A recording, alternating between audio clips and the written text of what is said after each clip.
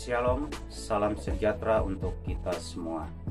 Assalamualaikum warahmatullahi wabarakatuh. Om Santi Santi Om, nama budaya, salam kebajikan. Perkenalkan, nama saya Mesak Maswekan SPD, periode 5, tahun 2022, mahasiswa IAKN Ambon. Saya guru SMP Negeri 1 Tanah Merah, Kabupaten Bovendigul, Provinsi Papua. Saya mengajar mata pelajaran pendidikan agama Kristen dan Budi Pekerti kelas 9 semester ganjil. Hari ini tanggal 27 Oktober 2022. Terima kasih. Shalom, salam sejahtera untuk kita semua. Assalamualaikum warahmatullahi wabarakatuh. Om Santi Santi Om, nama budaya, salam kebajikan.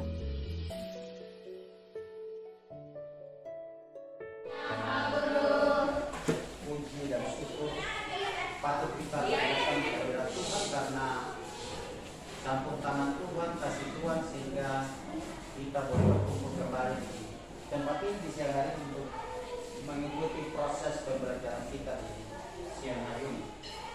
Ya, sebelum kita mulai, Ibu mau minta satu orang pimpin kita di dalam doa.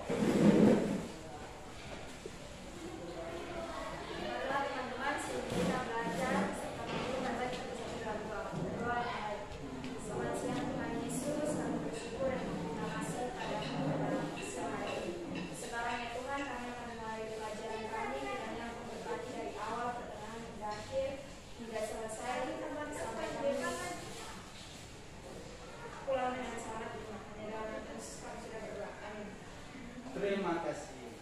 Sebelum mulai, Pak Guru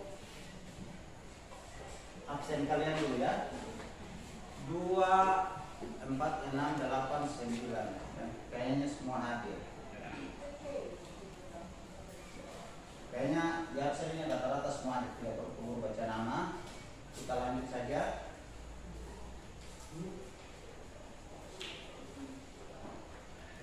Kita mulai saja dengan proses pembelajaran kita. Ya. Sebelum Pak Guru mulai, Pak Guru mau tanya dulu. Ya. Pak Guru mau tanya dulu. Kita sebagai warga negara Indonesia, ya, warga negara Indonesia, tentu kita patut dan taat kepada yang disebut dengan aturan.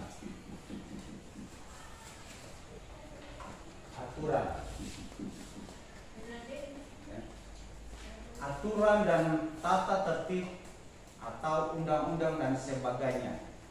Ya. Nah, ketika kita taat kepada aturan, ya, berarti kita tidak boleh melanggar aturan yang ada. Kemudian yang berikut, sebagai warga kerajaan sorga,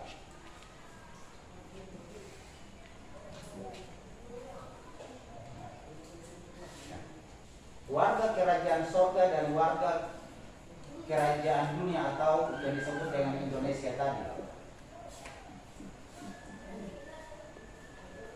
Berarti kita memiliki kewarganegaraan ganda bagi orang Kristen, ya, warga negara ganda. Ya. Yang satu warga kerajaan sorga dan satu warga Indonesia atau yang ada di dunia. Baik, materi kita yaitu gereja yang bergumul di dunia. Nah, kalau disebut gereja yang bergumul di dunia, maka kompetensi dasar kita yaitu memahami karya Allah dalam pertumbuhan gereja. Jadi Allah berkarya dalam pertumbuhan gereja itu sendiri. Kemudian tujuan pembelajaran kita, yang pertama, menguraikan 2 jenis kewarganegaraan. Yang pada sana.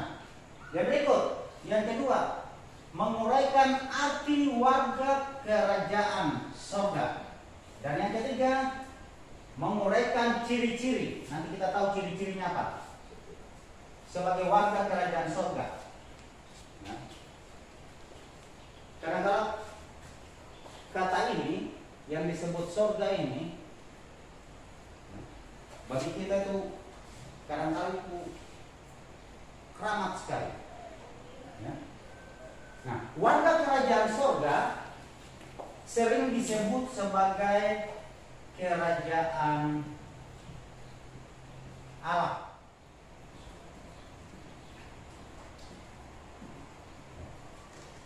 Warga kerajaan sorga sering disebut atau sama dengan kerajaan Allah.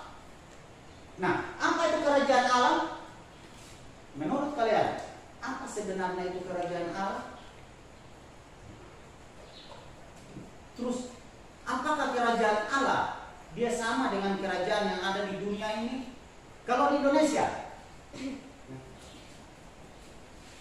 apa arti dari warga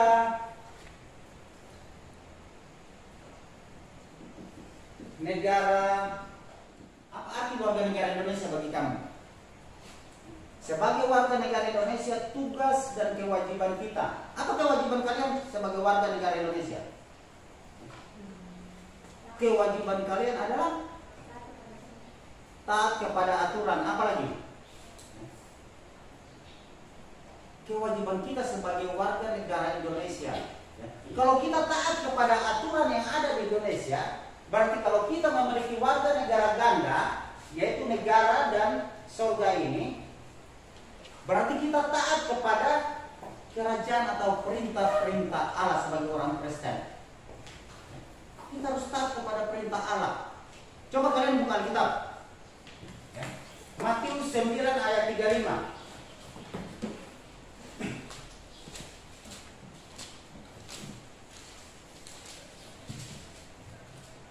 Satu orang baca.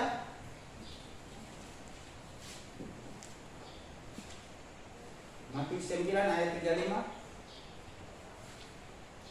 Coba satu orang. Demikianlah Yesus berkeliling ke semua kota dan desa yang mengajar dalam rumah-rumah ibadat dan memberitakan Injil Kerajaan Sorga serta melenyapkan segala penyakit dan kelemahan. Ya. Pada saat Yesus masih berkarya di dunia, dia berjalan mengelilingi seluruh kota yang ada di sekitar Yerusalem itu, dan dia mewartakan kabar kerajaan sorga itu. Ya. Nah, coba kalian lanjut di Matius 17 ayat 21. Matius 17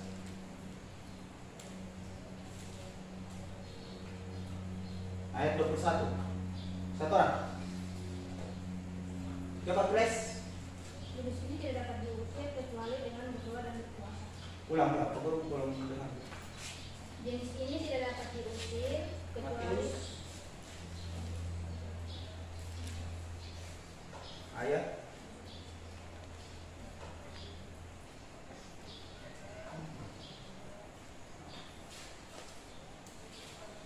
coba Matius 7 ayat 21. Matius 7 ayat 21. Ulang.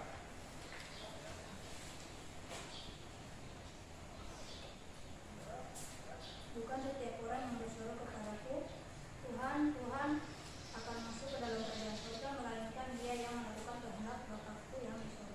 Ya. Matius 7 ayat 21 dia katakan, bukan setiap orang yang berseru kepadaku, Tuhan, Tuhan. Berarti orang itu akan masuk ke dalam kerajaan surga? Tidak. Jawabannya tidak. Kenapa? Orang yang masuk ke dalam kerajaan surga atau orang yang melakukan ini kehendak atau aturan-aturan dari Allah sendiri, atau kehendak Allah itu, pekerjaan Allah itu. Ya. Kalau kita taat kepada aturan yang ada di Indonesia, berarti kita tidak bertentangan dengan hukum yang ada di Indonesia. Kalau kita taat kepada aturan atau ketaatan kepada Allah, berarti kita melaksanakan seluruh perintah-perintah Allah. Makanya Matius 7 dia katakan, ayat 21 dikatakan, bukankah orang yang berseru kepadaku, Tuhan, Tuhan, akan masuk ke dalam kerajaan surga? Jawabannya tidak.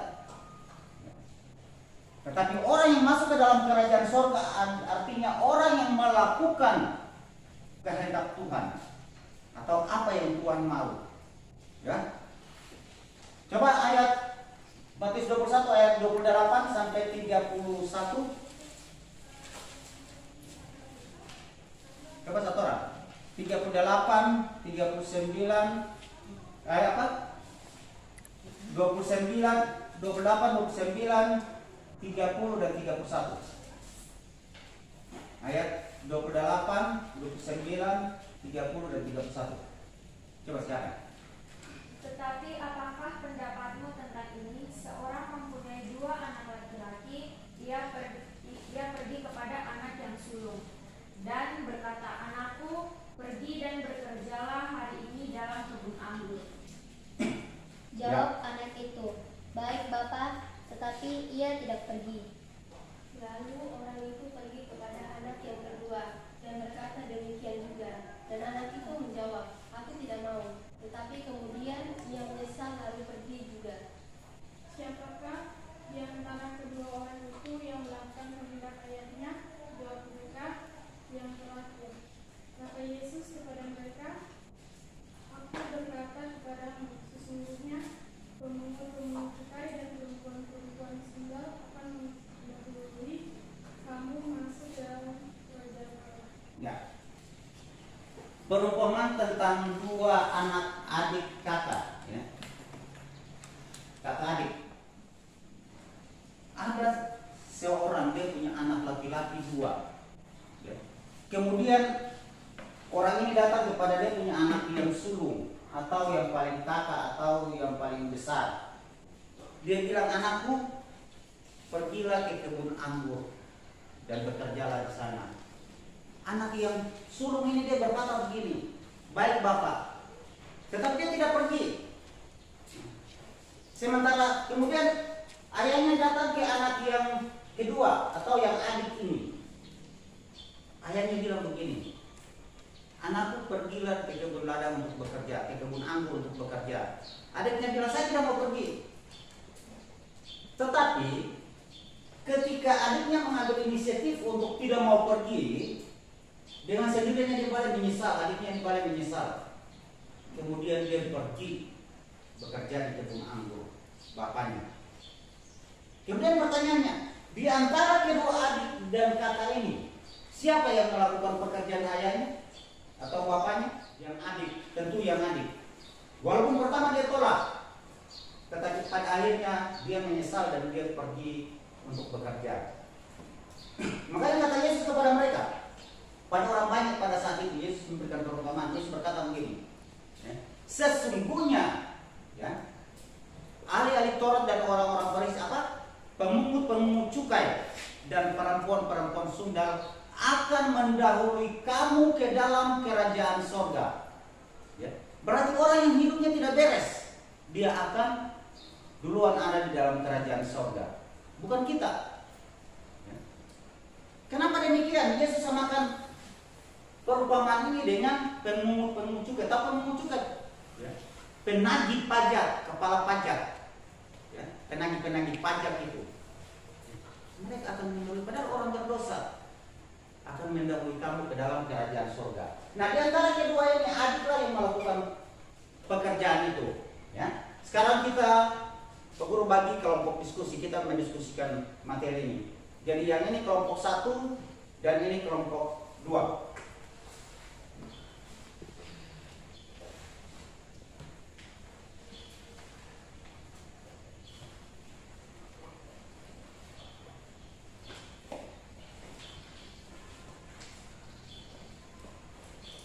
Kelompok 1 dan kelompok 2.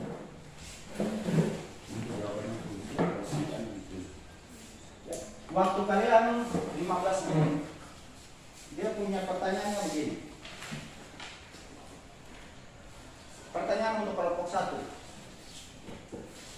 Pernahkah kamu menemukan orang-orang yang berkata ya kepada Tuhan tetapi tidak menjalankan apa yang Dia kehendaki? Dan sebaliknya, berkata tidak kepada Tuhan, namun ternyata mewujudkan kehendak Tuhan di dalam hidupnya. Kemudian nomor 2, pertanyaan nomor 2 bagi kelompok 2. Bagaimana pendapat kelompokmu tentang pepatah di atas? kamu, sejauh mana kebenaran pepatah tersebut? Diskusikan dengan temanmu, kemudian kalian presentasikan di depan. Ya. 15 menit dari sekarang. Ya, sudah.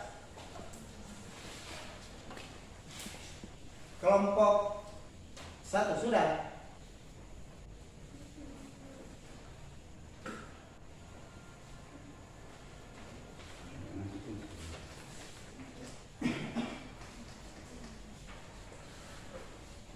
Ya, silakan kelompok 1 maju. Di depan sini, presentasi di depan. Ya.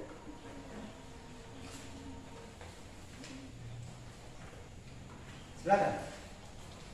Maju di sini. Nah, di sini di atas ini. Semua kelompok 1. Nanti kelompok 2 giliran juga maju. Ya, kalian berdemonstrasi. Di sana, guys. Ya.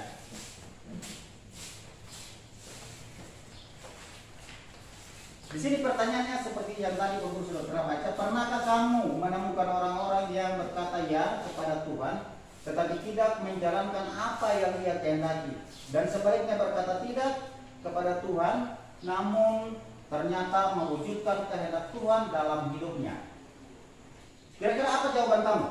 Pernah. Kelompok orang Kristen dalam sebuah gereja dapat saja tidak mencerminkan hidupnya sebagai warga kerajaan surga apabila mereka tidak menjalankan kehendak Bapa yang di surga. Ya. Kira-kira bagaimana tanggapan dari kelompok 2?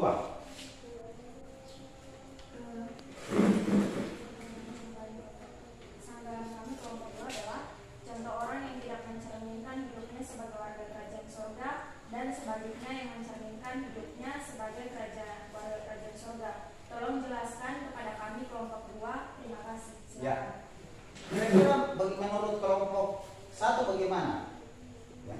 Sebaliknya, mungkin pula ada orang yang berkata-katanya menolak apa yang diinginkan oleh Tuhan, namun dalam hidupnya ternyata mencerminkan kehendak Tuhan. Kira-kira bagaimana kelompok 1? Kelompok 2?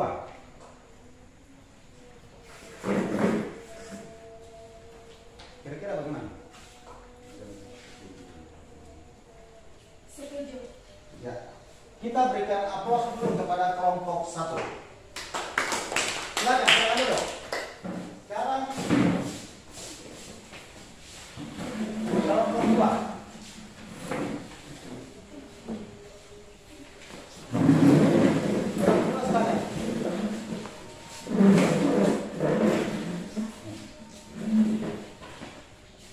Dia punya pepatah, ada sebuah pepatah Tionghoa yang dia berkata begini, ya. Dengan uang kita dapat membeli rumah, tetapi bukan kehangatan keluarga. Yang kedua, dengan uang kita dapat membeli jam, tetapi bukan tidur itu sendiri, bukan waktu itu sendiri. Dengan uang kita dapat membeli tempat tidur, tetapi bukan tidur itu sendiri. Dengan uang kita dapat membeli buku, tetapi bukan pengetahuan. Yang berikut, dengan uang kita dapat membeli dokter, tetapi bukan kesehatan. Dengan uang kita dapat membeli kedudukan, tetapi bukan rasa hormat. Dengan uang kita dapat membeli teman, tetapi bukan persahabatan. Dengan uang kita dapat membeli darah, tetapi bukan kehidupan. Pertanyaan begini, bagaimana pendapat kelompokmu tentang pepatah di atas? Menurut kamu, sejauh mana kebenaran pepatah tersebut? Diskusikan. Ya, silakan. Jawabannya seperti apa? Menurut kami kelompok 2 mengenai pepatah apa yang dapat dibeli dengan uang. Pertama, rasa khawatir kita akan hari esok seringkali membuat kita enggan menyaksikan kehadiran kerajaan Allah atau kerajaan surga dan mengutamakan kehendak Allah dalam hidup kita. Kita lebih suka mencari selamat sendiri dan akhirnya bersedia berkompromi dengan apa yang ditawarkan dunia berupa uang, rumah mewah, mobil mewah, dan lain-lain sebagainya. Dan yang kedua, ketika kita berani menolak tawaran kebahagiaan semua yang diberikan oleh dunia, maka kita akan melihat bahwa hidup kita mempunyai makna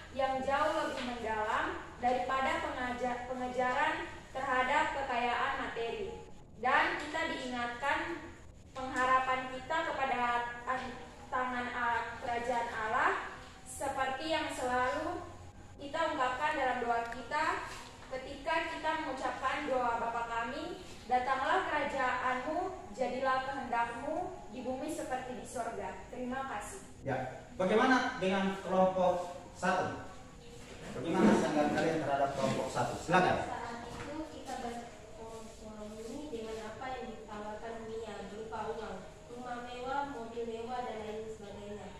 Apakah itu semua merupakan suatu kebahagiaan kekal? Jawaban kami tentu tidak.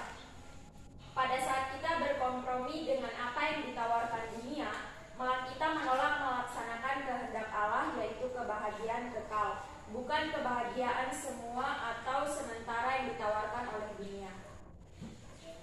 Apakah kerajaan surga sama seperti suatu pabrikan di bumi? Jawabnya sudah tentu tidak. Tidak ada satupun pemerintahan di bumi yang dapat mengklaim dirinya sebagai kerajaan Allah. Demikian jawaban dari kami kelompok 2. Terima kasih. Ya. Baik. Kita berikan aplaus dulu bagi kelompok 2. Silakan.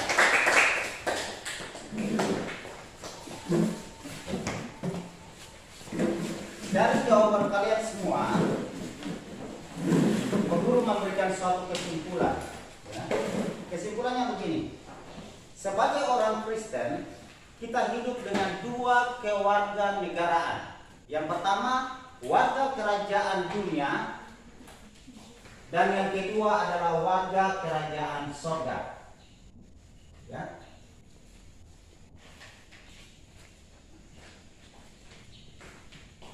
Warga kerajaan sorga di dalam kehidupan kita sehari-hari, baik secara pribadi maupun sesama manusia, hal yang berkaitan dengan nilai-nilai kerajaan sorga.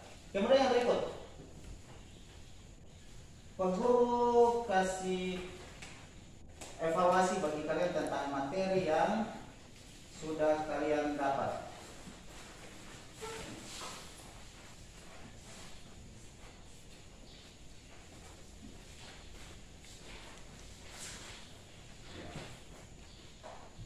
Tulis nama, langsung apa ya? Jawab langsung situ.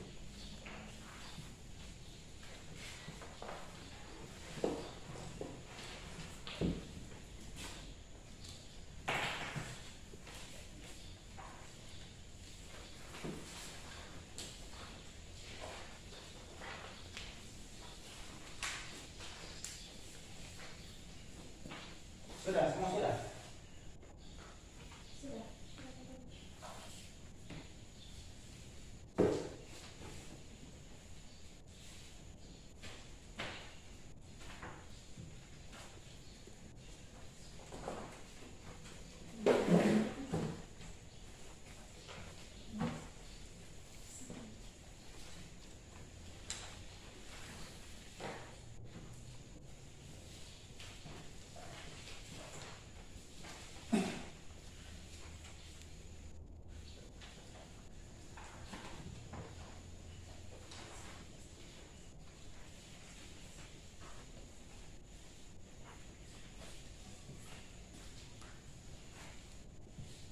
Sudah. Ya.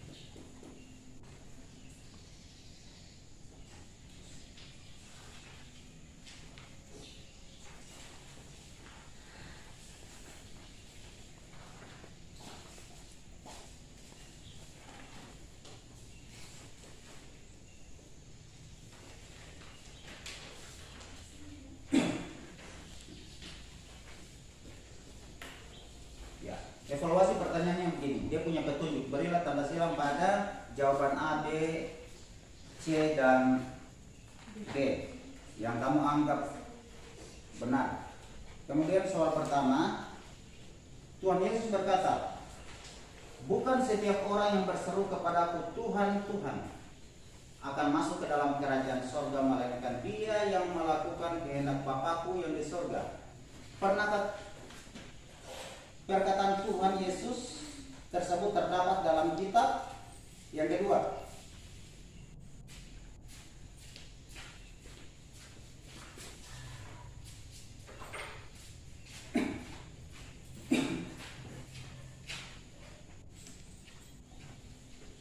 Tuhan Yesus mengisahkan perumpamaan tentang dua orang kakak beradik.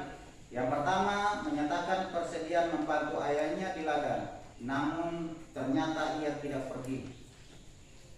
Anak yang kedua menolak pergi, namun kemudian ia menyesal dan pergi juga. Anak yang sulung seringkali diartikan sebagai, kira-kira sebagai apa anak yang pertama tadi? Ya. Kemudian Esai. Sebutkan dua jenis kewarganegaraan yang dimiliki oleh orang Kristen di dunia ini. Yang nomor 2, sebutkan hal-hal apa saja yang dilakukan seseorang Kristen sebagai warga kerajaan sorga dalam hidupnya sehari-hari.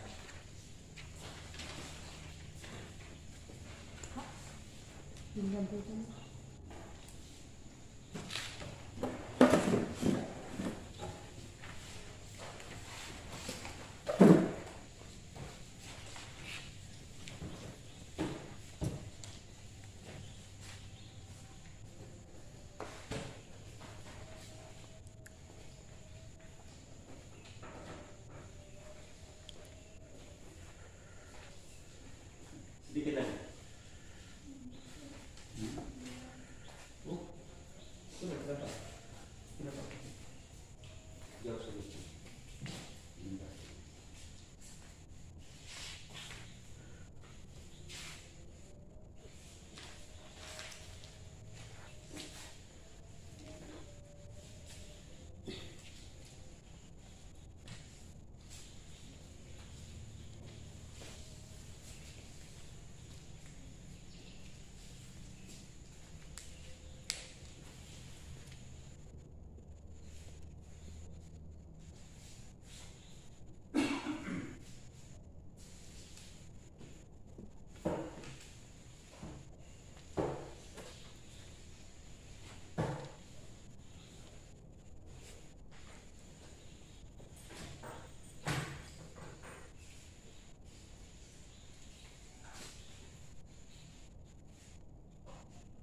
Sudah?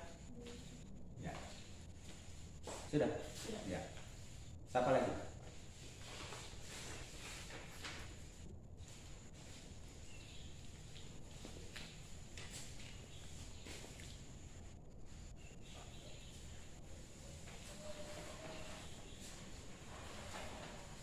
Sudah?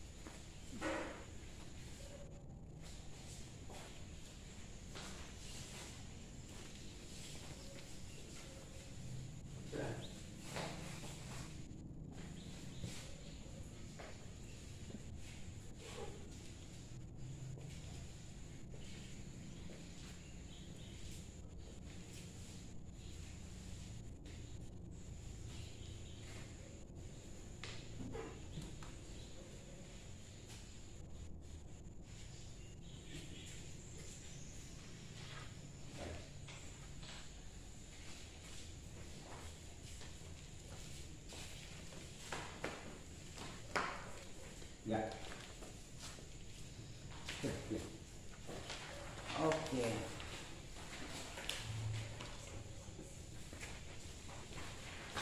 Terima kasih. Sudah. Ya.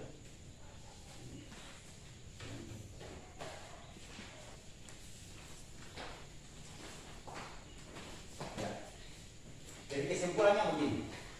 Sebagai orang Kristen, ya, kita memiliki dua kewarganegaraan. Yang pertama warga negara Indonesia dan yang kedua warga kerajaan sorga. Ya. Inti dari semua itu kita harus melakukan apa yang dikehendaki Allah seperti perumpamaan yang Yesus katakan. Ya. Yaitu yang adik walaupun dia menolak tapi dia merasa bersalah, ya. Dia bertobat dan dia melakukan kehendak atau kemauan bapaknya. Ya, mungkin sampai di situ. Minggu depan kita lanjut dengan pelajaran berikutnya. Satu orang pimpin kita dalam doa penutup. Silakan.